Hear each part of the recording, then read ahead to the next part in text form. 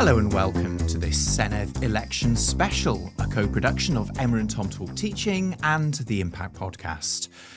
Our representative that we're interviewing today is Lynne Neagle from the Labour Party. Lynne Neagle, also known to those of us who work in education here in Wales as the Cabinet Secretary for Education for the last couple of years.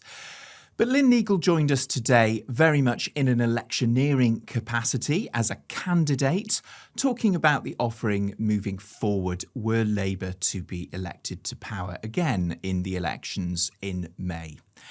After this interview on this podcast, we'll have our post-match chat with Dr Gareth Evans, Director of Education Policy at the University of Wales, Trinity, St David. But now, here's the interview that Jane, Finola and I did with Lynne Neagle. We are delighted to welcome Lynne Neagle, Welsh Labour MS for Torfaen and Cabinet Secretary for Education to the Impact Podcast in a collaboration with Emma and Tom Talk Teaching from Cardiff Metropolitan University. There has been an open invitation to you to join us on our podcast throughout your tenure as Cabinet Secretary, so we are delighted to welcome you here today, but not as Cabinet Secretary, but election candidate and education spokesman for Welsh Labour in the upcoming Senedd election. Thank you for having me. Well, thank you for being here.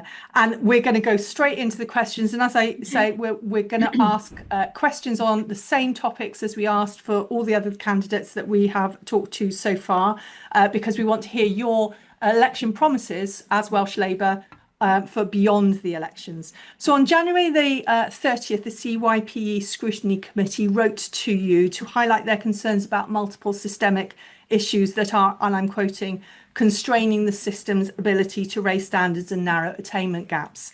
They also described evidence as presenting a complex picture of learner attainment in Wales. However, PISA 2022 puts Wales at the bottom of the four nations. Eston's annual report describes the impact of planning for literacy in all phases of schools as remaining too variable. We know that raising standards of attainment has been a national priority for Welsh Labour and for you. And you recently published new guidance and principles for the teaching of literacy. We noticed that unlike previous guidance that advocated for a balanced approach in the teaching and reading and the systematic teaching of phonics, the guidance now clearly says that schools should use systematic synthetic phonics and decodable books for early readers. Isn't this just more guidance and just one more page in the reading saga? How will Welsh Labour use this to actually raise standards?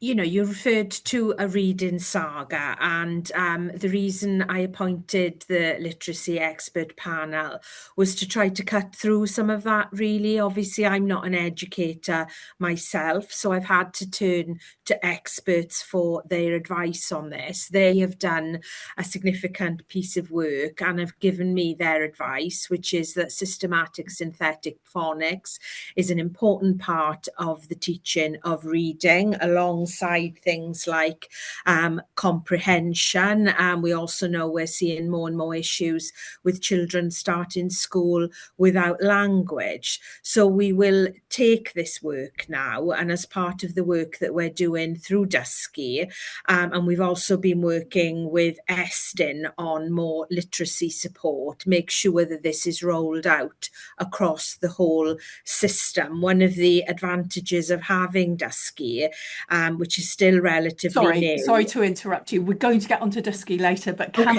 I just go back to the the expert literacy panel and Calon, because you mentioned this as the mechanism by which you're looking at raising standards across Wales. So does the fact that Elizabeth Nonwheeler, a former member of the expert literacy panel, has described Calon as not fit for purpose, how does that fit with what you see the actions that Calon is going to take to make sure all children across Wales and all teachers across Wales use SSP to support early reading?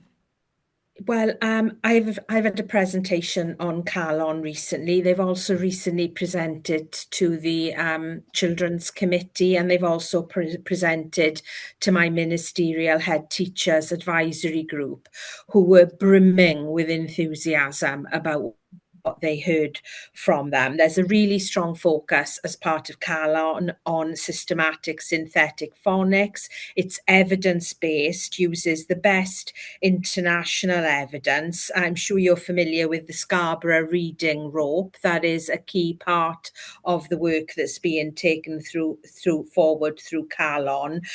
They've also drawn on evidence from New Zealand, and I know that New Zealand has been taking a more prescriptive approach to the teaching of reading, because I met with the minister from New Zealand last year. So this will bring together a comprehensive package of evidence-informed resources from national guidance and professional learning, whole class programmes and interventions and assessments spanning early years to secondary education. And as I said, it was extremely well received by my ministerial head teachers advisory group. And I hope that as people understand the detail of CALON, that they will understand that this will be hopefully a step change in our approach to the instruction of literacy.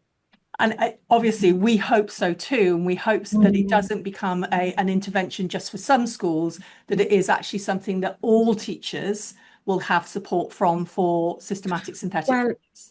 I mean, I've been very focused in my time in the job in taking a once for Wales approach to these things. I mean, for a small country, we have got an amazing capacity to do things in lots of different ways.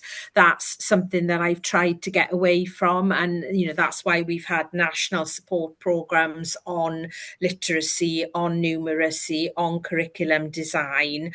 And that's the whole ethos behind Dysgu as well, really, is that once for Wales approach to tackling the challenges that we face.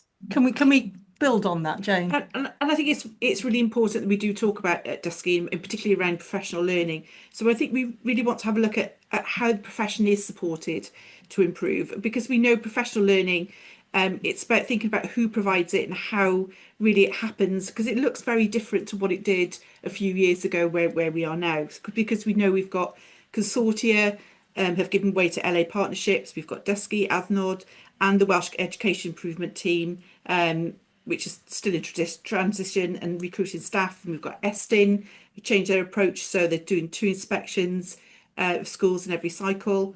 And we've also got lots of new school guidance, which shifts the responsibility squarely onto head teachers to evaluate, analyse, plan and broker school improvement support without really any additional capacity to get that done. So it does sound in a way we're going back to the 22 ways as we had before of doing the same thing with varying quality for schools. So how will you make sure that the Once for Wales approach of Dysgu and LA partnerships actually does improve the quality of professional learning for all teachers and schools?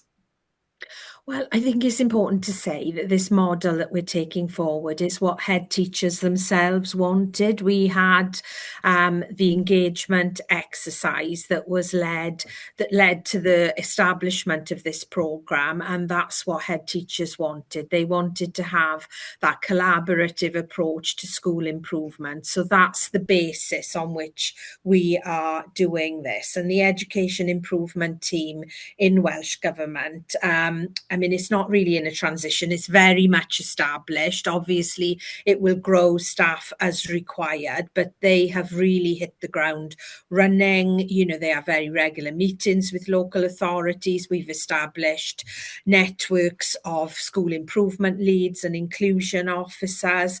So we're doing the hard work really in bringing people together to collaborate to improve education. And you know what we want to see is schools working together, and we've got some great examples of really good practice where local authorities are really good at this. So Ynys Môn is a good example, so is Caerphilly, where the local authority supports schools to work together to self-evaluate and to improve their practice. And I'm sure head teachers would agree that they want to see that the quality of professional learning is developed. I think from a head teacher perspective, because obviously we work with head teachers all of the time, that is the majority of our work, is that they want to see the better quality. How that happens is really more for the politicians. So how can you really ensure that the new system is not just the same people with the same level of expertise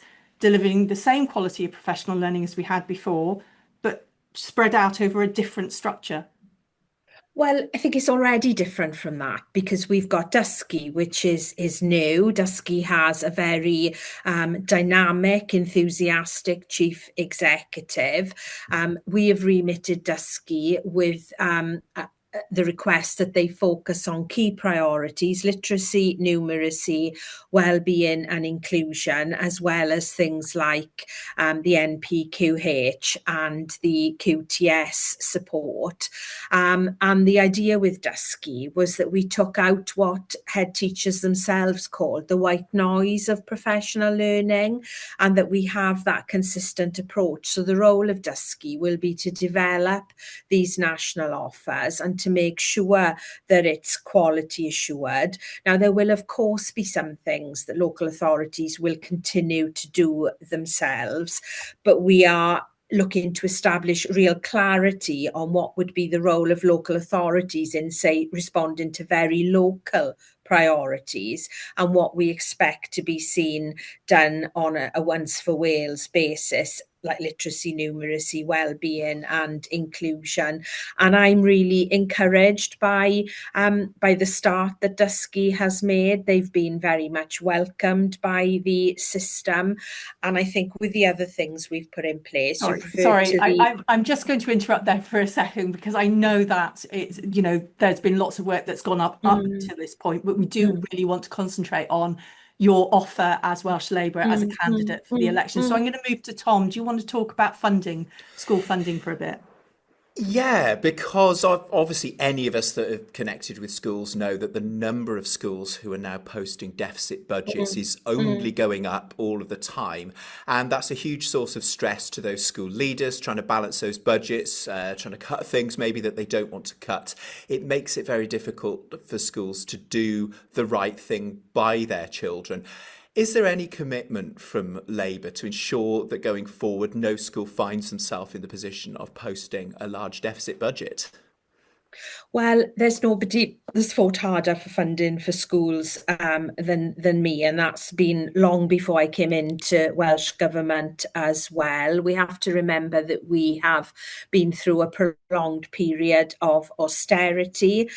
You'll be aware that as part of the budget for the next financial year, 112.8 million has been agreed additionally for local government. And we've made it clear in the letter that we've sent to local government that that is to recognise the pressures that they've identified in education and in ALN in particular. And as far as the centrally held funds for education, I've prioritised all my resources to focus on getting as much money as we can into things like school improvement, and as much of that money to be put into pots that goes directly to schools.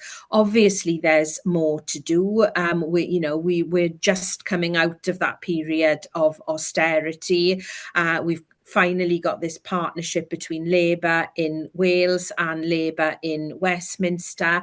That has already delivered additional funding, and I will be making the case for as much of that funding as possible to come to education.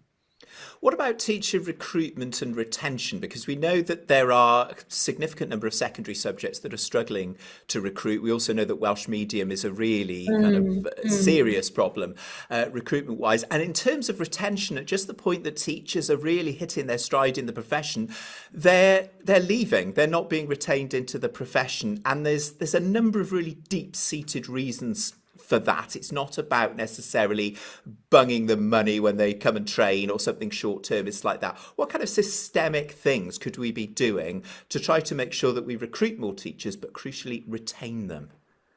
Well, I think you're right to recognise that it's not just about the money, it's about the huge pressures. And I do recognise the huge pressures that staff in our schools are grappling with. So we are publishing our strategic education workforce plan that will cover things that we know are having a real impact on recruitment and retention. So it involves doing further work to tackle things like workload. It involves further prioritisation of staff well-being. We're going to have a particular focus on those early years in teaching, because as you've highlighted, we are losing teachers before they hit that 5-year point as a teacher. So we think that there is definitely more we can do in terms of enhanced support and mentoring in those early years as a teacher.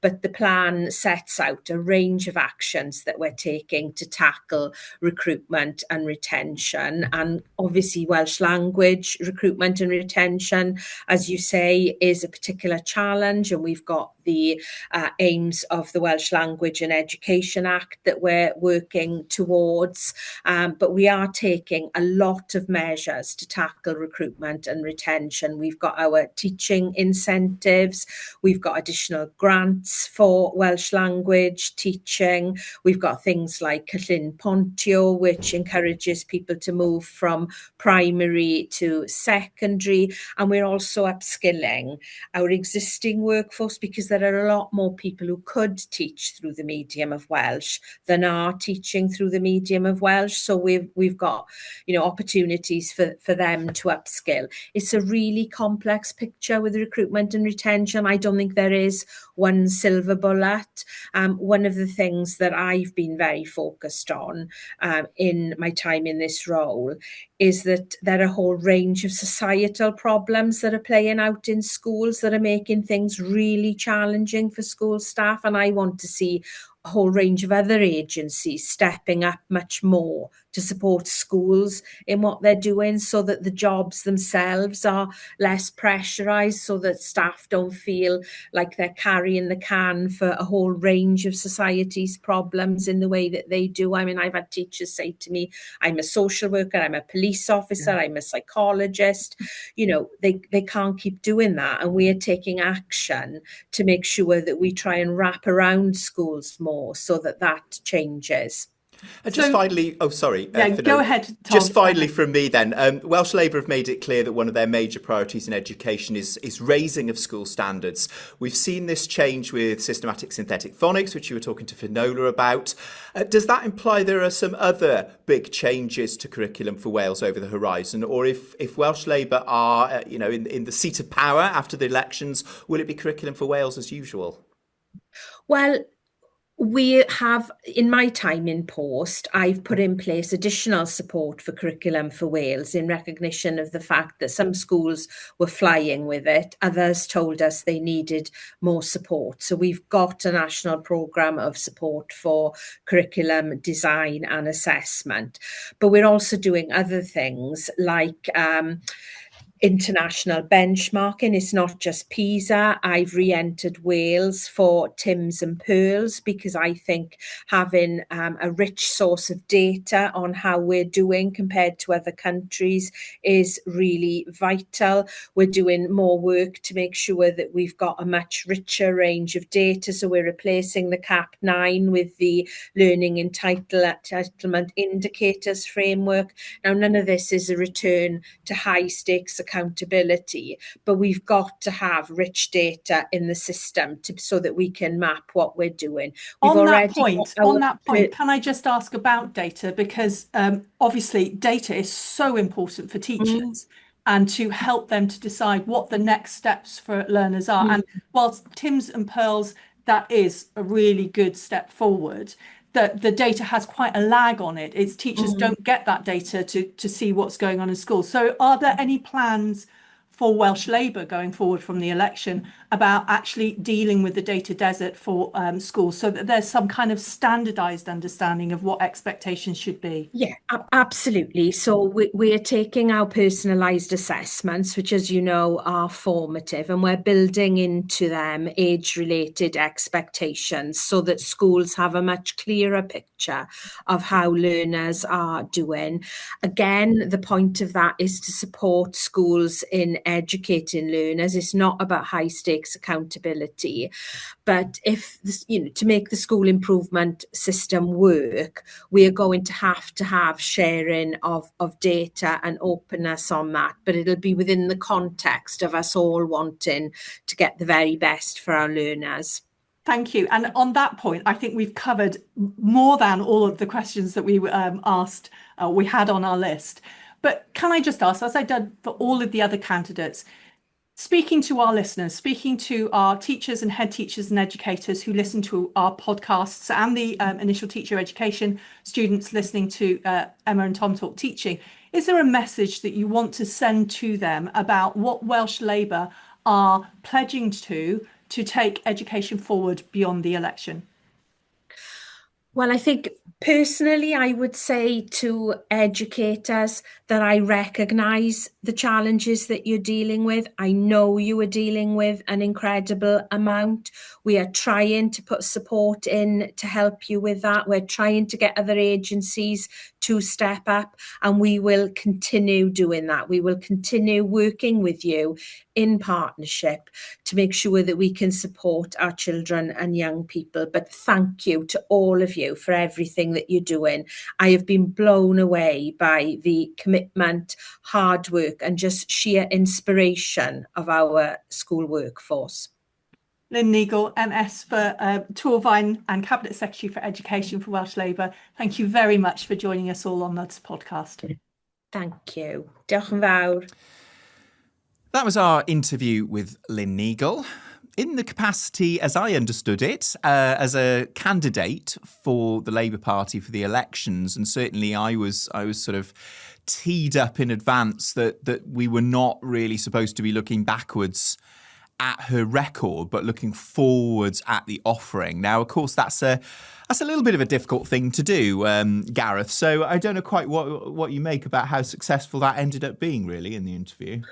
Yeah, well, I think it was Jane, wasn't it, who opened the interview by saying that Lynne Neagle was present not as Cabinet Secretary, but as an election candidate. And let's be completely frank about it. You cannot, can you, separate the two? It's a bit like, in the research world, Tom, it's a bit like, when we say to students, you cannot fully separate yourself from the research process. Your positionality is inherent within that. The decisions that you take, and therefore the minister can't stop being the minister for 20 minutes because she's talking to you and suddenly become a candidate. I mean, she is who she is, and that is both a strength and a weakness for her. And it is really, isn't it, what makes, I think, her interview probably the most important of all the interviews that you've done in this series. She is the sitting minister. She is the one with the cards. She has power that nobody else has. And she should absolutely be treated in those terms. I mean, you can't ignore that. And frankly, I find it a bit laughable that anybody would suggest you were able or should be able to do that. So no, we look at her, I think, in this very brief, fleeting conversation as the minister because she is the minister.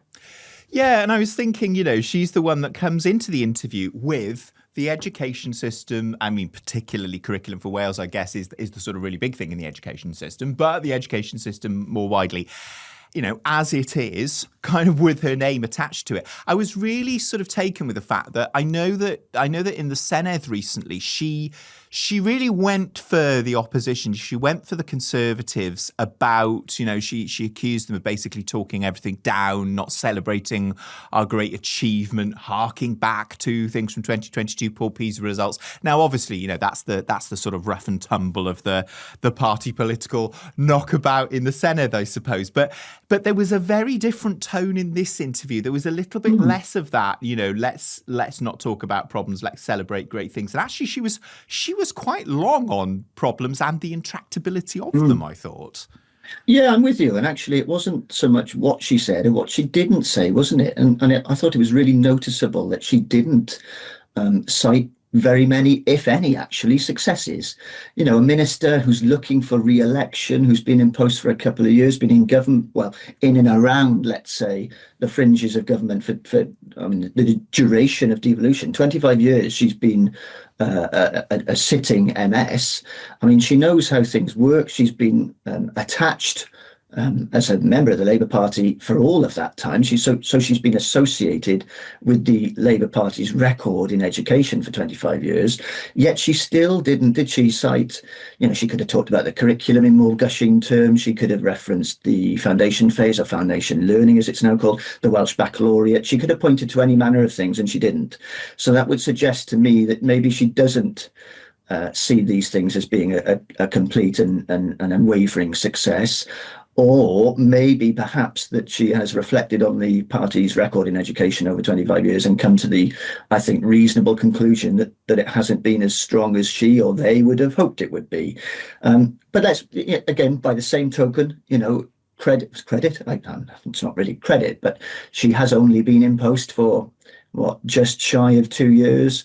You know, she has inherited being the word, I think, a pretty poor situation, and she can't really, I think, have been expected to turn that around in such a short space of time. So I do have an element of sympathy for her in that respect, but she cannot disassociate herself from her party's record in education over the past quarter century.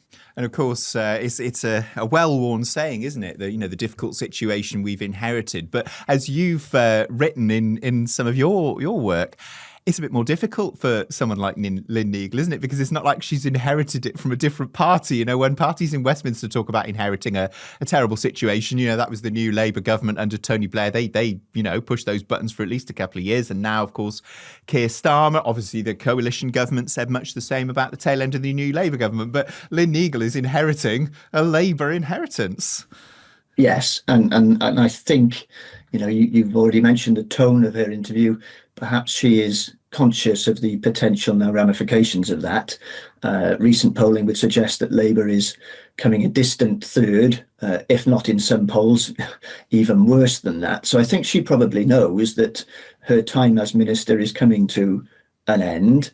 Ministers, historically, when they're coming towards the end of their tenure, look for legacies. They look for things to hang on to as achievements, and it will be interesting to see what she does now in the next couple of months in terms of her success, you know, her relative successes. I mean, what I will say of Lynne Neagle is that she has, I think, tried to put in place a number of things that I and others have been calling for over some years: more detail, more accountability, more data. And more support for the profession, you know, whilst not eroding and overstepping the sort of agentic professionalism, autonomy type stuff. But she is, I think, recognising now that there are issues inherent within the curriculum that she is trying, her best to fix. I think the challenge will be, or the challenge is really for her, that she hasn't really had the time to put or to action everything that she wanted to action. So look, she's got a couple of months left. Somebody else potentially will be coming in May, and then I think everything, you know, all bets are off as to what happens next. We don't yet know the political persuasion of our next minister, at least not who it will be. So it'll be interesting to see, won't it, how much of the Labour agenda they continue. Tom, if I may, there was one element I thought of Lynne's contribution that I thought was particularly interesting to me, was when she spoke about the workforce strategy, and this again might play into some of our discussion around what has gone on in the past. The workforce strategy, from memory, was unveiled well over a year ago, I think, sort of turn of the year last year, January, February of 25. We're now in March 26. So, and we haven't yet seen the fruits of that strategy. In fact, we haven't seen the strategy at all. So when she mentioned that as kind of being an action she had taken and something that was potentially going to help transform the lives of hard pressed, hard-worked teachers. I did find it slightly amusing, actually, that it's taken well over a year to get anywhere near publication. So again, it displays to me a lack of urgency on the government's part to get some of these real, important things in place, out of the door and into the system. If workforce was that high on your agenda and you cared that much about the teaching profession, then surely to God you'd have got it done by now. Well, this sort of touches on a point I was just thinking about, which is that, okay, I mean, we went into the interview hard on the heels of this announcement of the increased guidance for reading in the curriculum, which included, the specific name checking of phonics and the sort of dialing back of the whole queuing thing. And obviously that took quite a lot of the potential sting out of the interview from the Impact Wales point of view, because I think had that not come out in advance, we might have needed a content warning on the front of the interview. But that aside, which came out at a very convenient time, I suppose, for Lynne Neagle.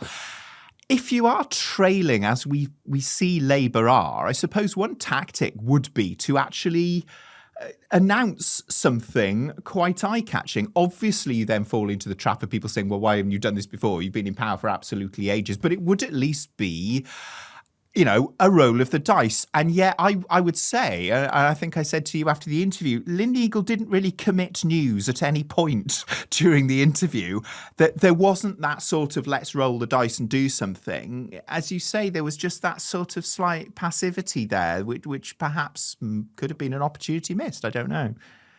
That's a really interesting observation. And I wouldn't disagree that in previous years and in other parties, that might have been the sort of more anticipated approach for a sitting minister looking to regain power in and after the election. But actually, Tom, I'm going to disagree with you on this one, my friend. I think that she has always said, and she has said very recently, actually, that she's not into politicking. She's not into doing things for the sake of votes. And I think on this occasion, if there's one thing the Labour Party in Wales can be accused of in education, it's constant policy churn. It's this sort of penchant for shiny things, reaching for the next and newest innovation. And actually, I'm quite refreshed and really quite pleased by a sitting Labour minister who says, no, I'm not going to offer anything new. I'm not going to throw new stuff out there. I'm not going to look for this shiny new package just to win an election. If I believe in the course, I might make some changes, I might make some tweaks. And she's talked about strengthening various bits. And I really do welcome that strengthening. But so too do I welcome her resistance to change. So if Labour believes, and people around her believe that they're doing the right thing, then good on them. Actually, good on them for sticking to it.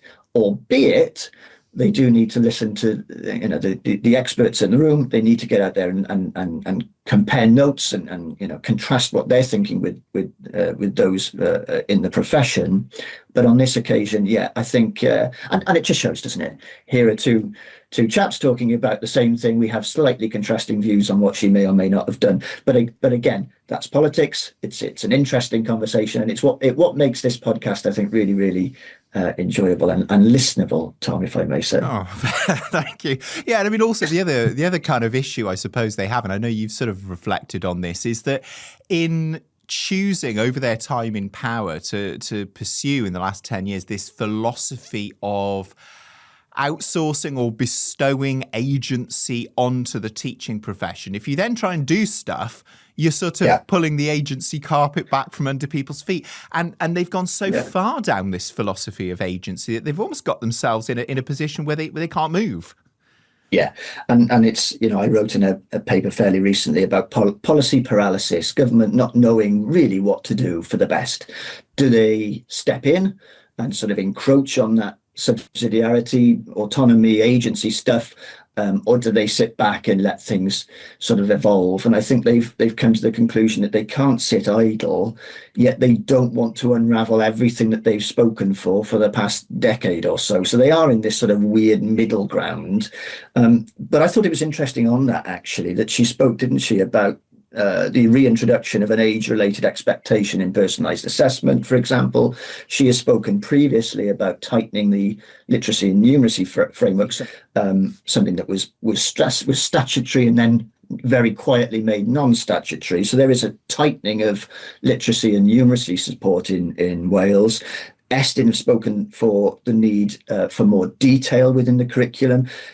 Lynne Neagle has taken us taken us into TIMSS and Pearls as well as PISA, for yet more international benchmarking. So this is all, I find this all slightly jarring against the sort of ethos and conceptualizing of the curriculum, which is all about a rowing back from high stakes accountability, a rowing back almost from data, giving more agency and support to teachers, and being less driven by numbers, as it were.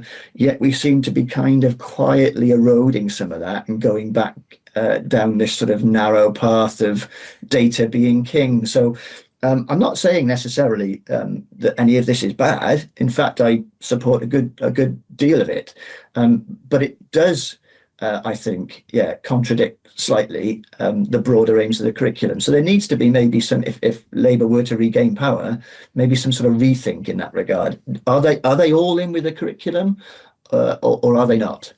And in terms of the sort of structures that surround this support for the profession, I wonder how helpful it is for them from a timing point of view that we find ourselves sort of in the middle of this massive rearrangement. The consortia are sort of, many of them on the way out. We've got this dusky organisation that's in the middle of setting itself up.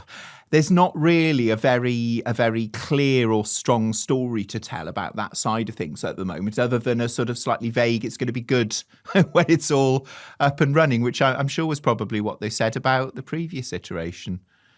Yeah, and we've had, as you've suggested, various attempts at a sort of national approach to professional learning. We had the New Deal for the education workforce well over a decade or so ago, I would think now, that kind of went nowhere. We had, didn't we, the professional learning entitlement under Jeremy Miles. Again, something I very much liked the sound of, but never really took off. What we have now, I suppose, that is slightly different to previous iterations is that we have this body, this entity that employs people, that is sort of semi-independent of government, that is getting its own ducks in a row. I do like the sort of sound of it. I like the apparent structure of it. My concern, I think, with it is that it is inheriting a lot of the old stuff. So will it be genuinely new, as Lynne Neagle promised in her interview to you? And the other thing I think is a slight unknown at this stage is whether or not Dusky will have the impact that we all hope it will have.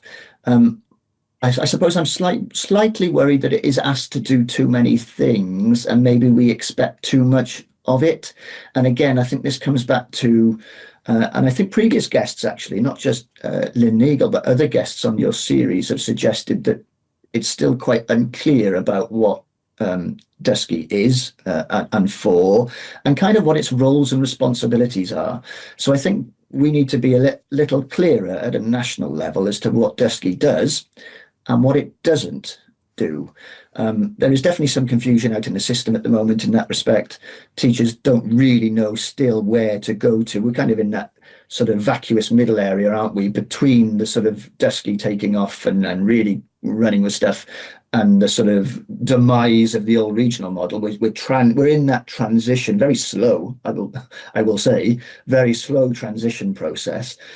So teachers don't really know where to go to now, and that's always been a risk, I think, in something like this, that you don't get that drop off in the middle where everything goes to pot because teachers are neither in that camp or this camp. So I think there are too many unknowns yet, aren't there? Let's put it that way, to know whether or not Dusky will be a success. We all hope, don't we, upon hope that it will be. And it may be, mightn't it, for a new minister to make good on Dusky when they come in, if they come in May. Yeah, and just thinking about one more thing which sort of jumped out at me, which is across all of these interviews, we've really sought to interrogate these parties' representatives about that massive elephant in the room, which is the teacher recruitment and, crucially, retention. crisis is probably not too strong a word. The fact that the teaching profession, is really struggling to be attractive to new entrants and attractive, to keep the ones that they've got in the system. And I've been quite critical of some of the other representatives for either sort of being a bit vague about their thoughts on that, or coming up with stuff which perhaps is a little bit distracting, potentially uncosted, a little bit short-termist, and not really kind of addressing the root problems. Now, I would agree that it is a huge and intractable problem. I'm not suggesting there's any easy answers to this, but I was quite struck by the fact that in this interview, we didn't even really see anything, no matter how vague or how short-term or how shiny, just a sort of acknowledgement that it was a massive problem and sort of leaving it at that. I mean, is that another one of those, well, at least they weren't doing a shiny thing? Well, no, I don't think you can couch that in those terms, can you? I mean, this is something that needs ongoing attention. I mean, it needs to be high on the agenda moving forward, regardless of who's in post. What does slightly confuse me is that we're not kind of short of evidence, are we? We're not short of evidence. We're not short of ideas either. I mean, there have been, by last count, 3, 4, possibly more major reports into recruitment and retention in Wales alone in the last 2 or 3 years. And I don't think actually that's an exaggeration. I can think of 3 off the top of my head, and I'm sure there are more. So we have, I think, one undertaken by your own colleagues at Cardiff Met. I mean, we've had another put together by the OECD at some considerable cost, I would be willing to wager. So it's not that we don't know there are issues.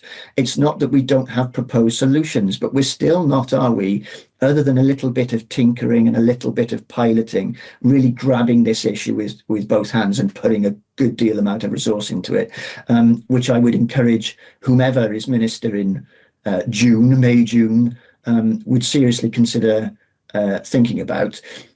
Maybe Tom pull this conversation to an end actually by and we have been, I think, necessarily critical of the minister and other ministers and other spokespeople as appropriate during this series. But actually, I don't think you could ever doubt in Lynne Neagle's case her commitment to wanting to do best by the nation's children. She's been very clear on that, and I sincerely take her at her word on that. I've had a small number of dealings with her myself, and I can see that. I just think she's inherited a very tricky situation that is not necessarily of her own making, but is certainly of her party's. Well, thank you, Gareth. That's been a really interesting run through that interview with Lynne Neagle. We will have more of these next week, so do keep tuning in to them. Tomorrow we'll have our regularly scheduled episode of Emma and Tom Talk Teaching, where our guest talking about 25 years of education in Wales is someone called Dr Gareth Evans. I'm not sure if you've ever come across him in your travels, but having a Gareth Evans extravaganza. Don't listen to him. Don't listen to a word he says. So do tune in for that one, where Gareth and I will be looking at the sort of grand sweep of education since devolution, which kind of works quite well with these interviews. But then we'll be back on Monday with another interview, this time with the Liberal Democrats. We'll also hear from Plaid Cymru, and we'll also be looking at the policies of Reform UK. So join us for those. But for now, from Gareth and me, thanks for listening, and bye for now.